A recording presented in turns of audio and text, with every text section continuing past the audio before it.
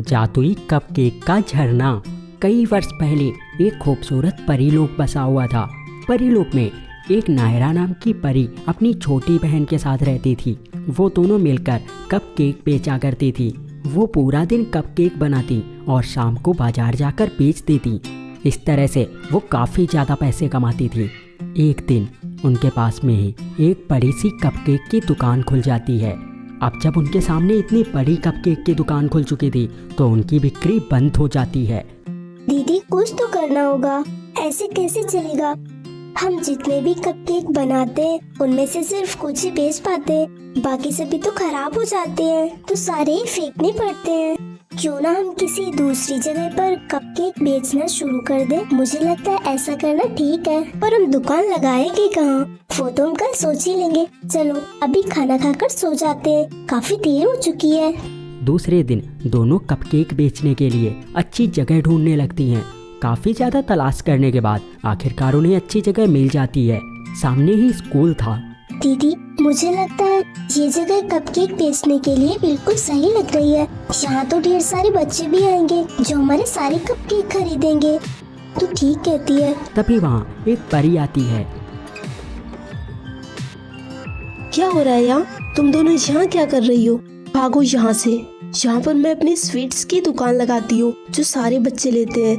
तुम तो मेरा काम ही बंद करवा दोगी। नहीं आंटी, ऐसी बात नहीं है, वो हम तो साइड में ही कपकेक बेचेंगे। नहीं, एक बार मैंने कहा ना, नहीं मतलब नहीं। दोनों उदास होकर वहाँ से चली जाती हैं। दीदी अब हम क्या करेंगे? कपकेक बेचने के सहारे ही तो हमारी जिंदगी चलती है।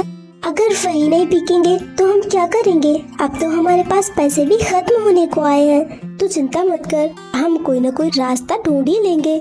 दोनों वहाँ से अपने घर की तरफ निकल जाती हैं, पर रास्ते में ही रात हो जाती है। तभी रास्ते में ही उन्हें एक बूढ़ी दादी दिखाई देती हैं। सुनो बच्चों, क्या तुम दोनों मेरी मदद करोगी? जी दादी कहिए, क्या काम है? वो मेरा घर यहीं आसपास है और रात होने की वजह से मुझे कुछ दिखाई नहीं दे रहा, तो क्या तुम मुझे मेरे घर तक पहुंचाने में मेरी मदद करोगी? ठीक है दादी। दोनों परियां उन बूढ़ी दादी को उनके घर तक पहुंचा देती हैं। क्या हुआ है? तुम्हारी आवाज से तो लगता है कि तुम दोनों बहुत ही परेशान हो। तुम चिंता मत करो, तुम मेरे बताए हुए रास्ते पर जाओ, तुम्हारी सारी परेशानियां दूर हो जाएंगी। फिर दोनों परियां उन दादी के बताए हुए रास्ते पे जाती हैं, तो वो एक जादुई कपकेक के झरने के पास पहुंच जाती हैं। दीदी ये तो कमाल हो गया, ये तो कपकेक का इतना बड़ा झरना है। हाँ, हम जादुई कपकेक है और सबकी इच्छा पूरी करते हैं, तो तुम अपनी इच्छा बताओ, हम तुम्हारी इच्छा भी पूरी करेंगे। दोनों बहुत ही ज़्यादा खुश होती हैं। तो दोस्तों, आपको ये कहानी कैसी लगी हमें कमेंट करके बताइए। ऐसे और वीडियोस देखने के लिए चैनल को सब्सक्राइब कर लीजिए। तब तक के लिए आप हमारे ये वाले वीडियो भी देखिए। जादुई आम का घर। शनाया परी अपनी माँ के साथ रहती थी। वह बहुत ही ज्यादा गरीब थी, इसीलिए शनाया परी की माँ काम पर जाया करती थी। वह दूसरों के घरों में झाड़ू पोछा किया करती थी। शनाया परी का एक आम का छोटा सा बगीचा था, जहाँ से वह आम तोड़कर उन्हें बेचा करती थी। बस यही उनकी जिंदगी थी। फिर एक दिन वह हर रोज की तरह मार्केट में आम बेचने के लिए गई। सुबह से शाम हो चुकी थी और अब तक शनाया परी के सिर्फ कुछ ही आम बिके थे। शाम हो चुकी है और अब तक सिर्फ कुछ ही आम बिके हैं। सुबह तक तो ये सारे आम खराब हो जाएंगे, मेरा तो बहुत ही ज्यादा नुकसान हो जाएगा। हे भगवान जी, प्लीज मेरी मदद कीजिए। फिर कुछ देर बाद वहाँ पर एक व्यक्ति आता है। बेटा ये आम कितने में दिए? अंकल आपको जितने में चाहिए उतने में ले लीजिए, ये आम बेचना मेरे लिए बहुत ही जरूरी है। ठीक है, फिर मुझे सारे आम दे दो। पर तुम इतनी छोटी सी उम्र में पढ़ाई करने की वजह से आम बेच रही हो? अंकल हम तो पढ़ाई के बारे में सोच भी नहीं सकते, क्योंकि हम बहुत ही गरीब हैं और किसी तरह आम बेचकर खर्चा चलाते हैं और माँ सबके घरों में काम पर जाती है। ओह ऐसी बात है, तुम कहाँ पे रहती हो? यही मैं पास वाले गांव में रहती हूँ। ठीक है, फिर ये लो तुम्हारे पैसे। माँ आज तो सारे आम बिक गए। सच में? फिर तो बहुत ही अच्छा हुआ। क्या हुआ है माँ आपको? दरअसल मेरी तबीयत थोड़ी सी खराब है, पर आपने मुझे इस बारे में क्यों नहीं बताया? मैं अभी आपके लिए दवाई लेकर आती हूँ। नहीं, रहने दो बेटा, मैं ऐसे ही ठीक हो जाऊंगी। दवाइयों की जरूरत नहीं।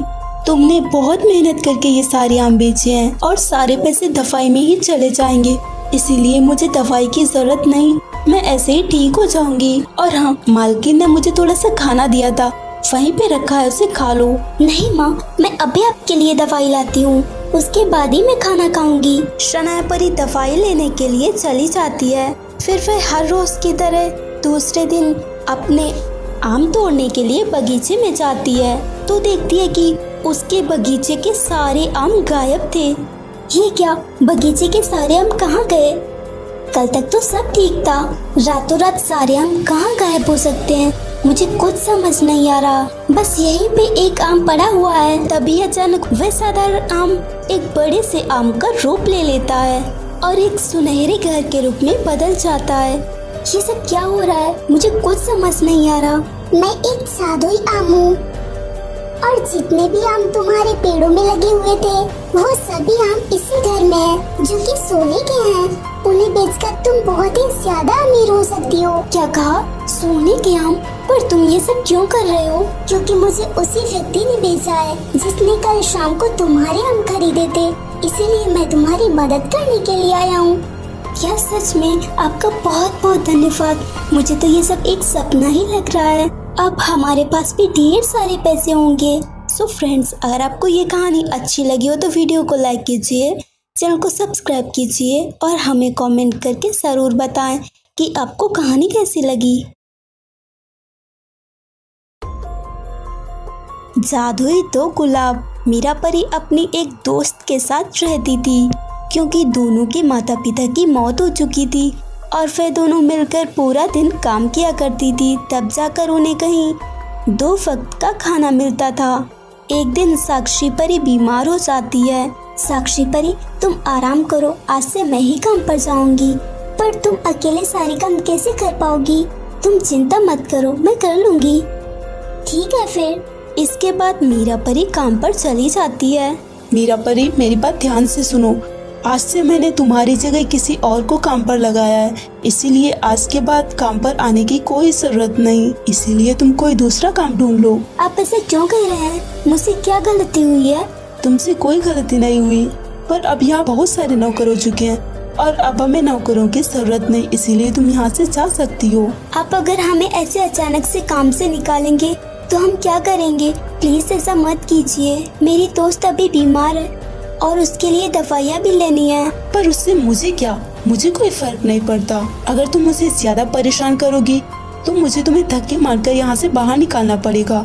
अगर कोई काम नहीं है ना तो जाकर भीख मांगो, तुम लोग उसी के लायक हो। मीरा परी कुछ न कहकर उदास होकर वहाँ से चली जाती है। अब मैं क्या करूँगी? कुछ समझ नहीं आ रहा है। हे भगवान, प्लीज मेरी मदद कीजिए। तभी उसे कुछ गुलाब के पेड़ दिखाई देते हैं। ये तो गुलाब के पेड़ हैं और इसमें तो कितने रंग बिरंगे फूल लगे हुए हैं। इन्हें देखकर मेरे दिमाग में एक योजना आ रही है। क्यों ना मैं इन गुलाब के फूलों को ही बेचना शुरू कर दूं? कम से कम इसमें मुझे कुछ तो पैसे मिल ही जाएंगे और मैं साक्षी परी को भी कुछ भी नहीं बताऊंगी, वरना वो और ज्यादा परेशान हो जाएगी। मैं ये सारा काम उसे बिना बताए ही करूंगी। फिर मीरा परी साक्षी परी को बिना बताए गुलाब के फूल बेचने लगती है। एक दिन वह गुलाब तोड़ने के लिए जाती है। अरे ये क्या, आज तो गुलाब के फूल कुछ अलग लग रहे हैं। क्योंकि ये सारे गुलाब के फूल जादुई हैं। ये क्या, इतना बड़ा गुलाब का फूल? क्योंकि मैं जादुई गुलाब का फूल हूँ और ये सारे फूल हमेशा से जादुई हैं। मैं इतने दिनों से देख रहा हूँ तुम कितने सारे फूल बेचती हो और कितनी मेहनत करती हो, इसीलिए अब तुम्हें गुलाब के फूल बेचने की जरूरत नहीं, क्योंकि मैं तुम्हें ढेर सारा पैसा दे रहा हूँ। क्या सच में? हाँ बिल्कुल। उसके बाद वह जादुई गुलाब मीरा परी को ढेर सारा पैसा देता है। इतना सारा पैसा देखकर मीरा परी बहुत ही ज्यादा खुश थी। सो फ्रेंड्स, अगर आपको ये कहानी अच्छी लगी हो तो वीडियो को लाइक कीजिए, चैनल को सब्सक्राइब कीजिए और हमें कमेंट करके जरूर बताएं कि आपको कहानी कैसी लगी। परी के नए साल का तोहफा। जोया परी एक गरीब परिवार से थी और अपनी माँ के साथ रहती थी। वो दोनों जिसके घर किराए पे रहती थीं, उस घर का किराया ना देने के कारण एक दिन उस घर की मालकिन घर पे आती है। अपना बोरिया बस्ता उठाओ और निकलो यहाँ से। मैं ही बेवकूफ थी जो तुम दोनों को यहाँ रहने दिया। पूरे 5 महीने का किराया बाकी है। अगर और कोई होता ना तो अब तक पुलिस में कंप्लेंट कर चुका होता। मैं अपने पैसे तो निकाल कर ही रहूंगी, चाहे कुछ भी क्यों ना करना पड़े। भागो यहाँ से। माँ, अब हम क्या करेंगे? कहाँ रहेंगे? हमारे पास तो और कोई घर भी नहीं है। अब हम क्या करेंगे? बेटी तू चिंता मत कर, हम कुछ तो कर ही लेंगे। तब तक के लिए हम इसी पेड़ के नीचे टेंट लगाकर रहते हैं। यहाँ छाया है और आसपास कितनी शांति है। ठीक है। दोनों उस पेड़ के नीचे टेंट लगाकर रहने लगती हैं। उसकी माँ काम पे जाती है तो वह पास के जंगल से फूल तोड़कर बेचा करती, जिससे उसे कुछ पैसे तो मिल ही जाते थे और ये खाली बैठने से तो अच्छा ही था। इसी तरह एक दिन वो फूल तोड़ने के लिए गई। आज तो फूल कुछ ज्यादा ही ताज़ा लग रहे हैं। उम्मीद है आज ज्यादा बिकेंगे। वो फूल तोड़ने लगती है, तभी उसे कुछ अजीब सी आवाज सुनाई देती है। ये क्या? मैंने किसकी आवाज सुनी? शायद मेरा भ्रम होगा, क्योंकि आसपास तो कोई भी नहीं है। वह वापस से फूल तोड़ने लगती है। कौन हो तुम? तुमने मेरी बात का जवाब नहीं दिया। कौन है ये? कौन मुझे डराने की कोशिश कर रहा है? कोई दिखाई क्यों नहीं देता? मैं तुम्हारे सामने ही तो हूँ, पर तुम मुझे दिखाई क्यों नहीं दे रहे हो? मैं एक जादुई कमल का फूल हूँ। क्या? जादुई कमल का फूल? पर तुम कैसे बात कर सकते हो? मैंने तो आज तक किसी फूल को बात करते नहीं देखा। मैंने कहा ना कि मैं एक जादुई फूल हूँ और सभी फूलों में सिर्फ मैं ही जादुई हूँ, बाकी कोई नहीं। अच्छा, पर आज से पहले तो मैंने तुम्हें कभी यहाँ नहीं देखा। वो इसलिए क्योंकि मैं कभी कभी यहाँ प्रकट होता हूँ। वैसे तुम इतनी सुबह सुबह इतने सारे फूलों को क्या करोगी? जोया परी उसे अपनी सारी स्थिति बताती है। ये सब सुनकर सच में मुझे तुम्हारे लिए बहुत ही बुरा लग रहा है, पर तुम्हारी समस्या का मेरे पास हल है। सच में? पर क्या? मैं तुम्हें कुछ देता हूँ जिससे तुम्हारी सारी परेशानियाँ दूर हो जाएंगी। इतना कहकर वो कमल जोया परी को एक फूल देता है। चलो, तुम जिस जगह जाओ वहाँ इसे रखना। इसके रखते ही यह एक विशाल जादुई घर के रूप में बदल जाएगा और उस घर में तुम्हारी सारी जरूरत की चीजें होंगी और तुम इसे नए साल का तोहफा समझ सकती हो। आपका बहुत बहुत धन्यवाद। मैंने तो सोचा भी नहीं था कि नया साल मेरे लिए इतनी सारी खुशियाँ लेकर आने वाला है। अब मैं चलती हूँ और मैं कभी कभी आपसे मिलने आया करूँगी। हाँ, क्यों नहीं। जोया परी उसी पेड़ के पास पहुंच जाती है और उस फूल को जमीन पे रख देती है, तो वो फूल एक विशाल घर के रूप में बदल जाता है। तभी वहां पे उसकी माँ आ जाती है और वो अपनी माँ को सारी बात बताती है। ये सब सुनकर उसकी माँ भी बहुत ही खुश होती है। तो दोस्तों, ऐसी और कहानियाँ देखने के लिए चैनल को सब्सक्राइब कर लीजिए और पास वाले घंटे को भी दबाइए।